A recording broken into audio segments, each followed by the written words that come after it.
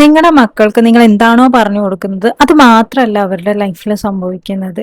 അവര് നിങ്ങൾ എങ്ങനെയാണ് സംസാരിക്കുന്നത്, എങ്ങനെയാണ് നിങ്ങളുടെ ഇമോഷൻസ് ഹാൻഡിൽ ചെയ്യുന്നത്, എങ്ങനെയാണ് നിങ്ങൾ റിയാക്ട് ചെയ്യുന്നത്, ഇതെല്ലാം അബ്സോർബ് ചെയ്യുന്നുണ്ട് എന്നുള്ളത്. അതാണ് അവരുടെ ഫ്യൂച്ചർ ലൈഫിനെ ഡിഫൈൻ ചെയ്യുന്ന ഒരു കാര്യം.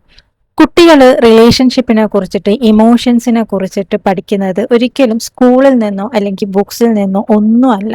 അത് നമ്മളിൽ നിന്ന് തന്നെയാണ്. നമ്മൾ ടെൻസ്ഡ് ആയിരിക്കുന്ന സമയത്ത് യൂസ് ചെയ്യുന്ന ടോണ്, കോൺഫ്ലിക്റ്റ് ഉണ്ടാവുന്ന സമയത്ത് അതിനെ ഹാൻഡിൽ ചെയ്യുന്ന രീതി, നമ്മളുടെ ഇമോഷൻസ് എങ്ങനെ നമ്മൾ ഹാൻഡിൽ ചെയ്യുന്നു, ഇതെല്ലാം അവർ റെക്കോർഡ് ചെയ്യുന്നുണ്ട്, വാച്ച് ചെയ്യുന്നുണ്ട്, ഉള്ളിലേക്ക് അത് അബ്സോർബ് ചെയ്ത് സേവ് ചെയ്ത് വെക്കുന്നുണ്ട് എന്നുള്ളതാണ്.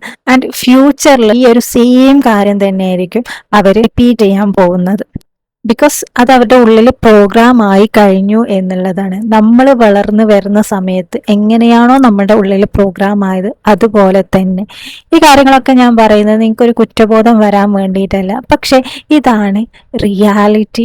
സോ നിങ്ങളുടെ കുട്ടികൾക്ക് നിങ്ങൾക്ക് ഏറ്റവും വലിയൊരു ഗിഫ്റ്റ് കൊടുക്കണം എന്നുണ്ടെങ്കിൽ അത് നിങ്ങളുടെ ഹീൽഡ് വേർഷൻ ഓഫ് യുവർ സെൽഫാണ് അവർക്ക് കൊടുക്കേണ്ടത്.